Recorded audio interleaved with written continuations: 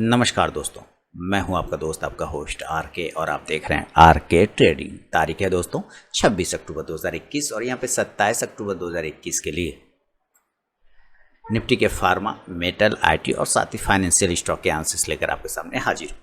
एक एक करके देखेंगे कौन सा इंडेक्स और स्टॉक्स कहाँ पे खड़ा है, सपोर्ट और रेजिस्टेंस क्या बन रहा है। वीडियो को अगर चैनल को सब्सक्राइब नहीं किया तो सब्सक्राइब कर लें, साथ ही बेल आइकन प्रेस कर लें जिससे मेरे वीडियो की लेटेस्ट नोटिफिकेशन मिल जाएगी सबसे पहले। और मोबाइल एप्लीकेशन आर के ट्रेडिंग को डाउनलोड नहीं किया गूगल प्ले से तो वो भी डाउनलोड कर सकते हैं। एंड्रॉइड वर्जन अवेलेबल है जहां लाइव मार्केट में कॉल मिलता है आपको फ्री ऑफ कॉस्ट में, और साथ ही मार्केट रिलेटेड बहुत सारी खबरें, बहुत सारी स्टडी पर्पज़ मटेरियल आपको वहाँ पर अवेलेबल होता है और न्यूज़ भी आपको मिलता रहता है। मार्केट रिलेटेड जो भी हलचल होती है वो सारी चीज़ें आपको वहाँ पर लगभग मिल जाती है, तो ज़रूर डाउनलोड करें। और ये सारी सुविधा टेलीग्राम चैनल पे भी मैं देता हूँ फ्री ऑफ कॉस्ट में, आप टेलीग्राम चैनल भी ज्वाइन कर सकते हैं।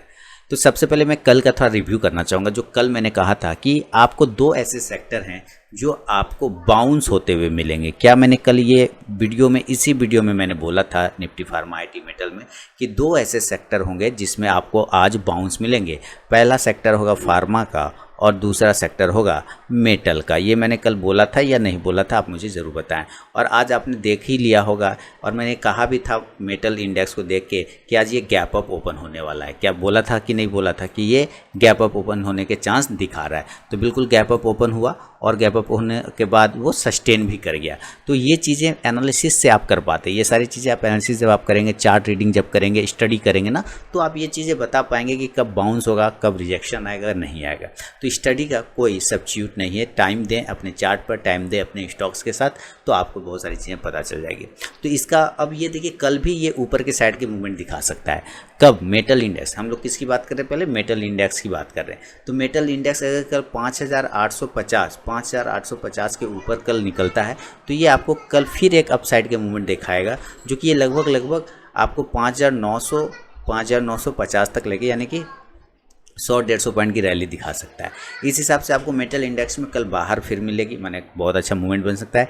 एपीएल अपोलो को आप देखिए, मैं बार बार कह रहा हूँ कि लंबे समय का व्यू अगर आप एपीएल अपोलो में रख के चलें तो आपको एक अच्छा पोजीशन बन सकता है, क्योंकि एपीएल अपोलो स्पिल्ट होने के बाद बहुत ही छोटे प्राइस पे, नीचे प्राइस पे अवेलेबल है। और देखिए इसने आज की जो तेज़ी है 6% की तेज़ी दिखाया और वापस उस ट्रेंड लाइन के ऊपर आने की कोशिश कर रहा है। यानी 830 वो लेवल है जहाँ पर से आप इसको पोजीशन दोबारा क्रिएट करेंगे और 880 से 900 तक लेके जाने के चांस बनेंगे एपीएल अपोलो में।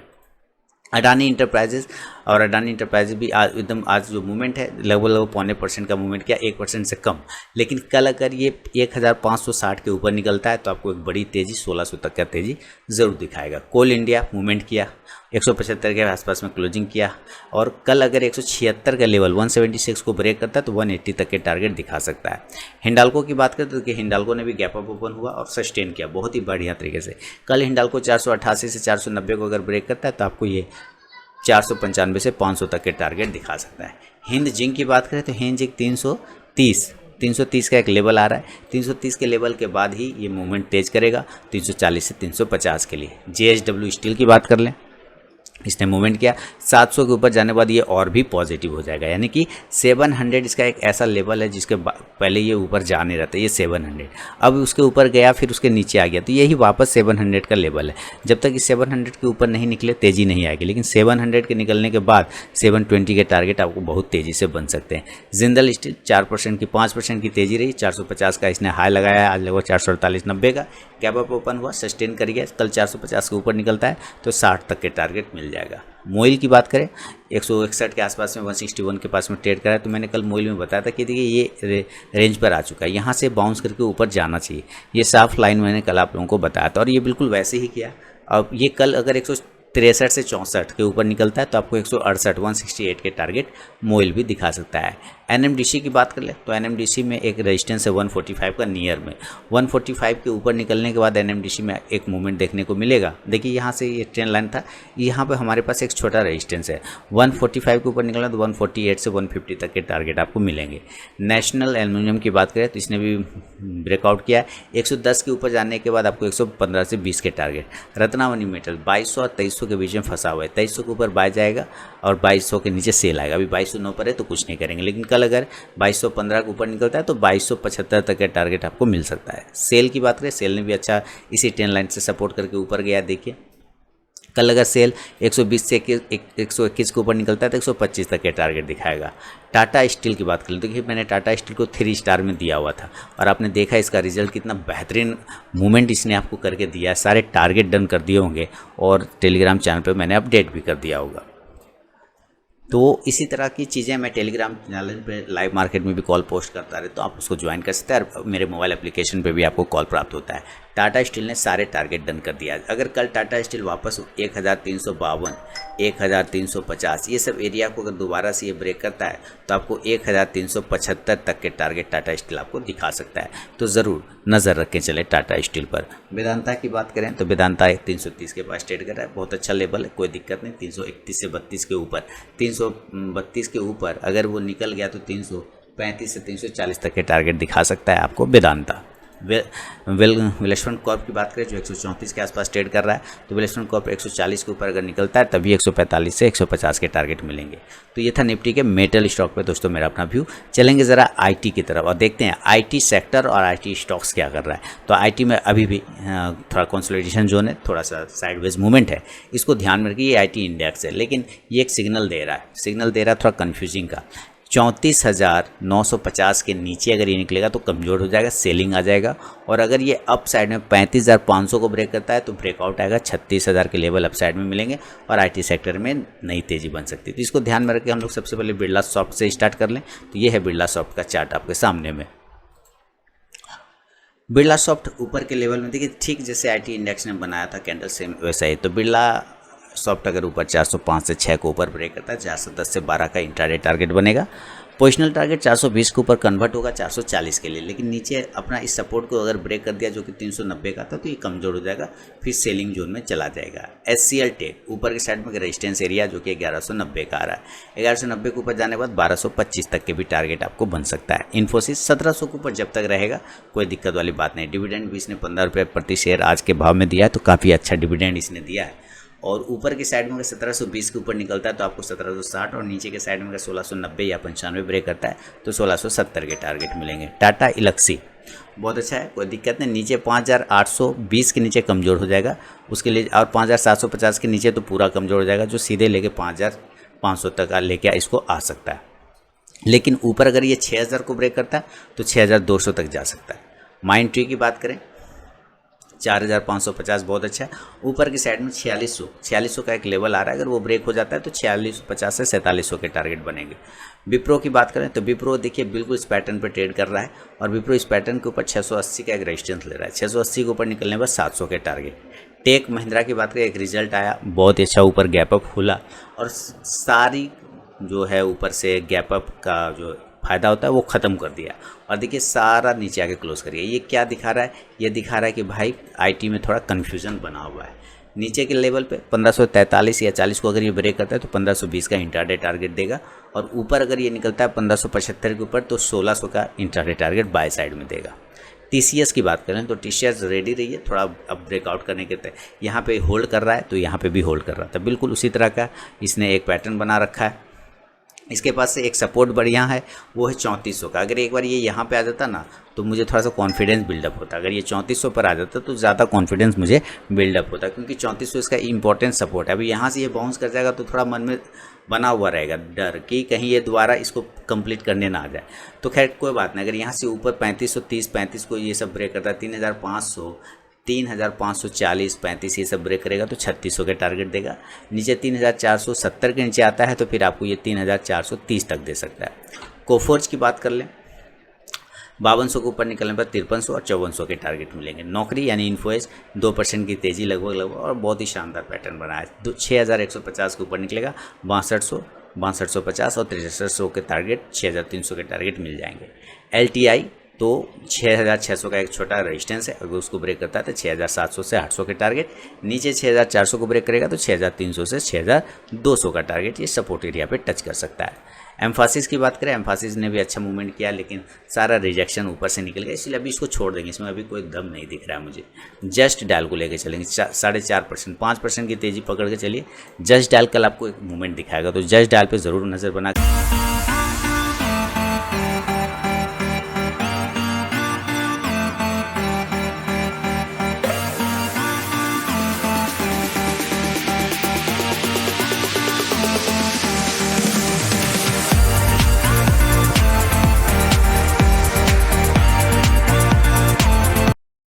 रखें 845 के ऊपर निकलने के बाद जस्ट डायल आपको 865 तक के टारगेट दिखाने की क्षमता रखता है। तो अभी ये जस्ट डायल पे आप नज़र बना के चल सकते हैं। तो आईटी सेक्टर के बाद अब चलेंगे दोस्तों जरा फार्मा सेक्टर की तरफ और देखें ज़रा फार्मा क्या कर रहा है। फार्मा कि जैसे कल ही मैंने बता दिया था कि दो सेक्टर में मूवमेंट आएगा, मेटल सेक्टर में और फार्मा सेक्टर में। दोनों ही सेक्टर में आपने देखा कि मूवमेंट आया। अब देखिए, और मैंने कॉल भी दिए थे टेलीग्राम चैनल अपने मोबाइल एप्लीकेशन पर, ग्लेनमार्क फार्मा का शानदार मूवमेंट आपको ग्लेनमार्क फार्मा ने दिया। मैंने ग्लेनमार्क फार्मा को 492 के ऊपर बाय करने के लिए दिया था ना, 492 के ऊपर बाय करने के लिए दिया था और ये देखिए 508 रुपये तक और 9 रुपये तक का इसने हाई लगा था। 498 मेरा पहला फाइनल टारगेट था, 495 498 ये दो टारगेट मैंने दिए थे, लेकिन इसने 509 रुपये तक का हाई लगा दिया ग्लेनमार्क फार्मा ने। तो ज़बरदस्त मूवमेंट आया। तो इस तरह के कॉल पाने के लिए आपको मोबाइल एप्लीकेशन डाउनलोड करना होगा आरके ट्रेडिंग, जो कि गूगल प्ले पे अवेलेबल है, और साथ ही आप टेलीग्राम चैनल भी ज्वाइन कर सकते हैं जिसका लिंक वीडियो के डिस्क्रिप्शन में है। तो चलिए सबसे पहले हम मेटल फार्मा इंडेक्स को देखें। फार्मा इंडेक्स क्या कर रहा है, आप देख रहे हैं फार्मा इंडेक्स यहाँ पे एक रेड कलर बना के, क्योंकि इसकी क्लोजिंग हो गई है ओपनिंग से नीचे, तो ये प्रॉब्लम। लेकिन ये एक पावरफुल कैंडल बना के बैठा हुआ है, यानी अप साइड में 14,050 के ऊपर अगर ये निकलता है तो आपको 14,200 तक के लेवल बताएगा फार्मा, और मूवमेंट आपको अपसाइड के दिखा सकता है। तो कल भी मुझे फार्मा में थोड़ा पॉजिटिव व्यू लग रहा है। अभी फिलहाल जो इंडेक्स दिख रहा है तो वो पॉजिटिव सिग्नल ही देने की कोशिश कर रहा है, ख़राब नहीं है। थोड़े प्रॉफिट बुकिंग आए तो वो चलेगा, लेकिन ये है पॉजिटिव। अभी वो थोड़ा पॉजिटिव हुआ पड़ा है क्योंकि एक दिन में सारे शॉर्ट कवर हुए नहीं, अभी बचा हुआ है मामला। औरबिंदो फार्मा देखिए, मैंने औरबिंदो फार्मा को भी दिया था, शानदार इसने मूवमेंट बना के आपको औरबिंदो फार्मा को दिया, मस्त प्रॉफिट बनाया है इसने आपको। कल अगर ये 706 707 के ऊपर निकलता है तो आपको 720 से 30 के टारगेट बन जाएंगे औरबिंदो फार्मा में। औरबिंदो फार्मा पर नज़र रखिए, कल 720 तक के टारगेट देने की क्षमता रखता है। बायोकॉन देखिए काफ़ी ज़्यादा डंप हो गया था, आज इसको पंप हुआ है, तो काफ़ी डंप देखिए, कंटिन्यू डाउनफॉल हुआ, continue downfall, gap up open हुआ और उसको सस्टेन भी किया, ये बहुत अच्छी बात है। अप साइड में कल अगर ये 335 के ऊपर निकलता है तो एक बार ये 340 और 345 के टारगेट इंट्राडे में दिखा सकता है। सारे फार्मा गैप अप ओपन हुए और मूवमेंट, अभी फार्मा में आपको मूवमेंट बनेगा, कोई टेंशन वाली बात नहीं है। कैडला हेल्थ केयर अगर अपसाइड में निकल जाता है 510 से 512 को तो ये 520 तक के एक टारगेट दिखाएगा। सिप्ला अभी 907 पर, देखिए 920 इसका एक इंपॉर्टेंट लेवल है। 920 के ऊपर जब तक ये नहीं जाए ये मजबूत नहीं होगा। 920 के ऊपर जाने के बाद ही आपको एक नई रैली देखने को मिलेगा सिप्ला में, तो वेट कर लें थोड़ा, लेकिन 920 के ऊपर ज़रूर पोजीशन बनेगा 940 के लिए। डिवीज लैब 5100 के ऊपर पोजीशन बनेगा, अभी नहीं बनेगा। 4970 के नीचे सेल का पोजीशन बनेगा 4900 के लिए।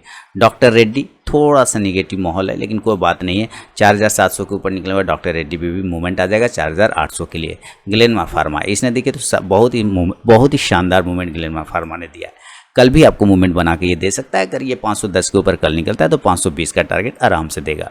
लुपिन देखिए काफ़ी ज़्यादा प्रेशर में ये स्टॉक, और अपसाइड में 940 के ऊपर अगर ये निकलता है तो 960 से लेकर 980 तक के टारगेट लुपिन आपको ऊपर में दिखा सकता है।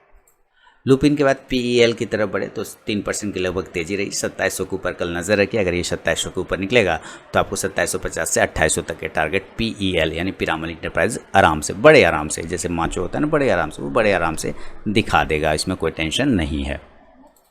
इसके अलावा हम स्ट्राइड्स फार्मा की तरफ बढ़े तो स्ट्राइड्स फार्मा में मूवमेंट बनेगा, लेकिन अगर ये 545 को ब्रेक करेगा तब 545 के ऊपर निकलने के बाद आपको 560 से 580 तक के टारगेट स्ट्राइड्स फार्मा दिखा सकता है।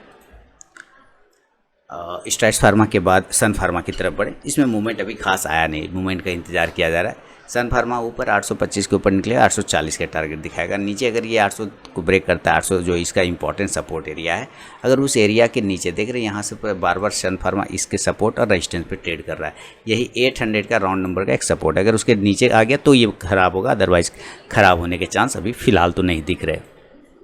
टोरेंट फार्मा की बात करें, कल इसमें जब मार्केट फार्मा का डाउन था तो कल अचानक इसमें एक तेज़ी आई और आज वो तेज़ी फुश हो गया, फुर हो गया, कहाँ हो गया पता नहीं, जबकि आज ऊपर था फार्मा इंडेक्स और ये पिटाई लग गई इसकी। ये पहले हुलचुल करके ऊपर कल एक दिन पहले चला गया था, इसीलिए ऐसा हालत हुआ। कल अगर दोबारा से 2900 के नीचे निकला तो सेल करेंगे 2930 के नीचे भी आप सेल कर सकते हैं, सीधा आपको 2870 के टारगेट मिलेगा। वोकट फार्मा की बात करें तो वोकट फार्मा में स्टैंड लाइन के ऊपर आने दीजिए, उसके बाद ही पोजीशन बनाइएगा। स्टैंड लाइन के ऊपर 455 के ऊपर आता है तो 465 के टारगेट आपको मिलेंगे। नोवार्टिस की बात करें जो कि 748 के आसपास ट्रेड कर रहा है, बहुत ही अच्छे जगह पे है। 740 735 के नीचे कमजोर होगा, सेलिंग बनेगा और 700 तक के टारगेट बनेंगे इस कंडीशन में। लेकिन ऊपर अगर 760 से 770 को ब्रेक करता है तो फिर ये 800 का टारगेट देगा।